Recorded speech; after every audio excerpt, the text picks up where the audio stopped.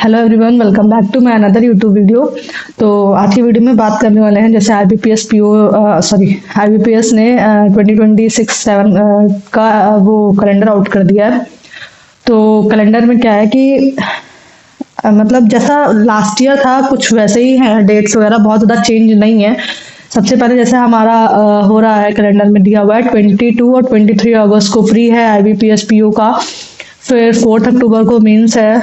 Then उसके बाद RRBs हमारे नवंबर दिसंबर में आ जाएंगे, कुछ ऐसे करके है। और क्लर्क फिर है अक्टूबर में। इतना मैंने डेट याद नहीं की हुई, लेकिन हाँ एक मैंने मोटा मोटा आइडिया लगा लिया है कि हाँ अगस्त में जो है वो सारे स्टार्ट हो जाएंगे पेपर हमारे। उससे पहले ही हमारा एसबीआई पीओ का पेपर हो जाएगा। आप मान लो अगस्त की स्टार्टिंग में अगस्त के स्टार्टिंग में एसबीआई पीओ अपना प्री करा देगा। और उधर अक्टूबर के स्टार्टिंग में, हाँ या फिर मतलब अक्टूबर के स्टार्टिंग में ही आई थिंक एसबीआई पीओ का मेंस भी हो जाएगा। और रही बात एसबीआई क्लर्क की, तो एसबीआई क्लर्क जैसा लास्ट ईयर हुआ था ऐसा नवंबर में ऐसे ही हो जाएगा। मतलब मोटा मोटा देख के चले तो अगस्त से सारे पेपर स्टार्ट है। तो इसके लिए मैं दो चीज जो मैं बताने वाली हूँ, मैं दो चीज में रिपीट करूँगी, दो चीजों में मैं डिवाइड करूंगी। एक जो रिपीटर्स हैं वो, और एक जो मतलब जिन्होंने अभी भी नया नया प्रिपरेशन स्टार्ट किया है। मैं पहले बता दे रही हूँ, मैं अभी किसी चीज़ में सेलेक्ट तो नहीं हुई हूँ, लेकिन हाँ मैं एक साल से पेपर दे रही हूँ। मैंने मेजर बैंकिंग एग्जाम्स दिए हैं, जैसे कि आईबीपीएस पीओ क्लर्क दिया था, एसबीआई पीओ क्लर्क दिया था, आरआरबी पीओ क्लर्क मतलब ये चीज़ें मैंने की हुई हैं। तो थोड़ा सा मुझे आइडिया हो गया है। जो मैंने मेंस दिए हैं, मेंस मैंने एसबीआई का पीओ तो उसका मेरा प्री भी नहीं क्लियर हुआ था, मैं जानती थी क्योंकि वैकेंसी बहुत कम थी। और कहीं ना कहीं मेरे अंदर जो घबराहट थी इस चीज़ की वजह से मैं क्वालिफाई नहीं कर पाई। बाकी मैंने आईबीपीएस पीओ क्लर्क दोनों का मेंस दिया है, एसबीआई क्लर्क का मेंस दिया है। आरआरबी पीओ में आई थिंक मतलब कट ऑफ शायद बहुत ज़्यादा गई थी, या जो भी गई थी, अगर मैं 60+ अटेम्प्ट करती तो मेरा हो जाता। मतलब 2-4 नंबर से मेरा उसका प्री रह गया था। और आरआरबी क्लर्क आई होप मैं क्लियर कर लूँ, अभी इसका रिजल्ट आया नहीं है। तो ये चीज़ें मैंने इतना किया हुआ है। तो एक बेसिक आइडिया हो गया है कि एटलीस्ट जी हमारी कैसी आती है और क्या कैसे आता है, तो वो चीज़ है। तो सबसे पहले जो बिगिनर है उनके लिए तो सबसे पहला काम है कि आप फंडामेंटल्स जितने हैं अपने फाउंडेशन है वो आप सब कंप्लीट कर लो। एटलीस्ट जैसा कि सारे जगह कोर्सेज चल रहे होंगे तो आप अप्रैल मई तक आपका सारा सिलेबस खत्म हो जाएगा। और देन उसके बाद आप मूव कर जाइएगा मेंस पर, कंटिन्यू करते रहिएगा जब तक नोटिफिकेशन नहीं आए। जैसे प्री अगर आपका 22 अगस्त को आईबीपीएस पीओ का प्री लगा हुआ है, तो आप उसके 1 महीने पहले यानी अगस्त की स्टार्टिंग से आप फिर प्री पे स्विच हो जाइएगा। जितना रहेगा आप प्री पर फोकस कीजिएगा, क्योंकि कभी कभी ऐसा मत कीजिएगा कि आप सोचेंगे नहीं प्री में स्पीड बन गई तो मैं 10-15 दिन पहले स्टार्ट करूँ। नहीं, प्लीज़ मिस्टेक मत कीजिएगा। कहीं ना कहीं शायद मैंने ये की है। मतलब आप मतलब गैप लेके चलिए, 20-25 दिन से ज़्यादा ही हो आपके पास टाइम देने के लिए एग्ज़ाम। तो आप ये ले लो जुलाई का लास्ट या अगस्त की स्टार्टिंग, ऐसा करके। तो ये है, ये बिगनर वालों के लिए तो सिंपल सा है, ज़्यादा कुछ है नहीं। और रही बात रिपीटर, जैसे मेरे जैसे रिपीटर्स हैं, तो मैं क्या करने वाली हूँ, मैं तो फिलहाल अभी फोकस कर रही हूँ आरआरबी क्लर्क पर, क्योंकि 1 फेब को है। अभी पता नहीं रिजल्ट आया है नहीं आया है, बट मैं उसी को लेके चलूंगी। ज़्यादा दिन नहीं बाकी है, 10-12 दिन बाकी है। वो हो जाने के बाद फिर मैं क्या करूँगी, क्वांट्स के लिए, क्वांट्स में तो सबसे पहले मैं अपना बेसिक रिवाइज करूँगी। जितना भी बेसिक था वो सारा रिवाइज करूँगी, ठीक है। 1 महीने में कोशिश करूंगी मैं सारा कर लूँ।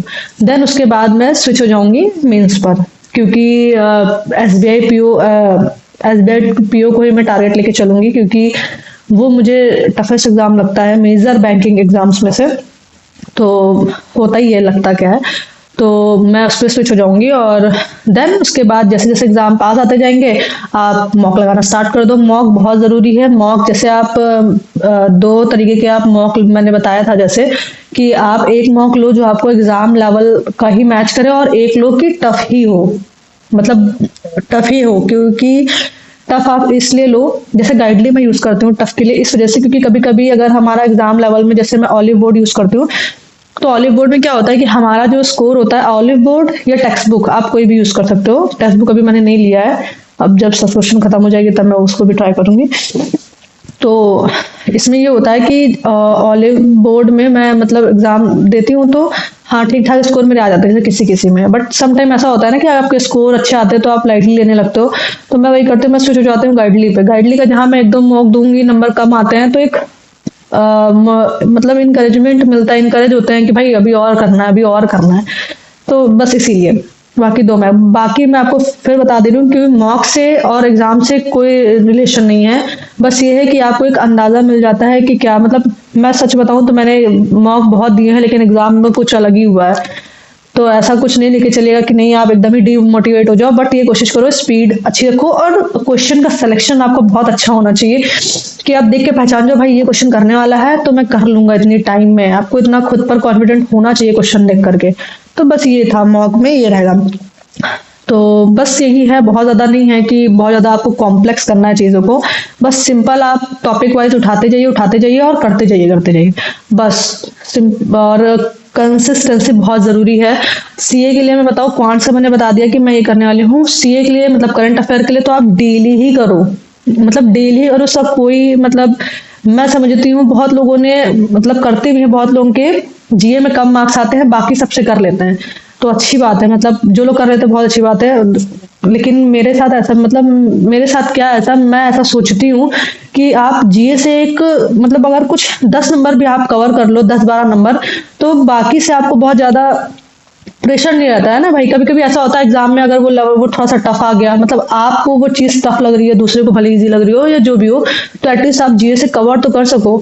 डेली में क्या ही जाता है यार, 1-1.5 घंटा लगता है बहुत ज्यादा, और उसके बाद शाम को आप आधे घंटे रिवाइज कर लो। तो बस ये होता है। तो मैं तो यही बोलूंगी कि आप जीए डेली पढ़ो, डेली पढ़ो। और बस जीए का तो यही है। और जब आप एग्जाम के पास आने लगो, जब मतलब प्री देने के बाद जब आपके पास जितना टाइम बचता है 1-1.5 महीने का, उसमें आप जीए पर ज्यादा फोकस कर लो।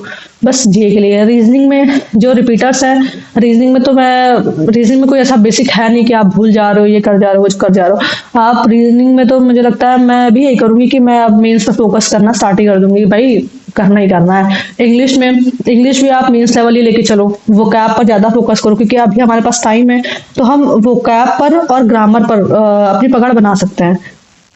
बाकी आप डेली पढ़ते रहो, आपकी रीडिंग अच्छी हो जाएगी। तो बस ये सिंपल सा फंडा है, बहुत ज्यादा नहीं है। ठीक है, बाकी तो अभी आरआरबी क्लर्क का भी रिजल्ट आना बाकी है, फिर उसका मेंस हो जाएगा, उसके बाद मैं भी फ्री हो जाऊंगी। उसके बाद फिर मैं नया पूरा स्टार्ट करूंगी। अभी 2 रिजल्ट भी बाकी हैं, एसबीआई क्लर्क और आईबीपीएस क्लर्क मेंस का। बाकी देखते हैं क्या होता है। बाकी बस आज की वीडियो में इतना ही। Thank you so much for watching my video. Thank you so much.